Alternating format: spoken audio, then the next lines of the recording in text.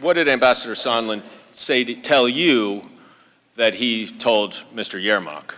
That the Ukrainians would have to have the Prosecutor General make a statement with respect to the investigations as a condition of having the aid lifted. And you testified that you were not comfortable with what Ambassador Sondland had told you. Why not? Well, I was concerned about what I saw as essentially an additional hurdle to accomplishing what I had been directed to help accomplish, which was giving the President the information he needed to determine that the security sector assistance could go forward. So now there's a whole other wrinkle to it, right?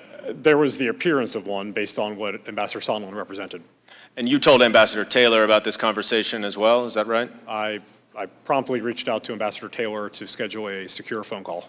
And in your deposition, you testified that his testimony, other than one small distinction between President Zelensky and the Prosecutor General, was accurate as to what you told him. Is that correct? About that conversation, yes. And generally speaking, you confirmed everything that Ambassador Taylor told you, except for that one thing and a small other ministerial matter relating to the location of a meeting. Is that correct? Correct.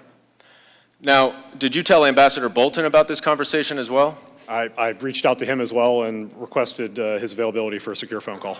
And what was his response when you explained to him what Ambassador Sondland had said? Tell the lawyers. Did you go tell the lawyers? When I returned to the States, yes. And did he explain to you why he wanted you to tell the lawyers? He did not.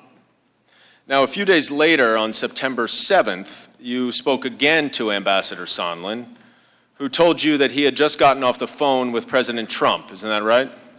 That sounds correct, yes. What did Ambassador Sondland tell you that President Trump said to him?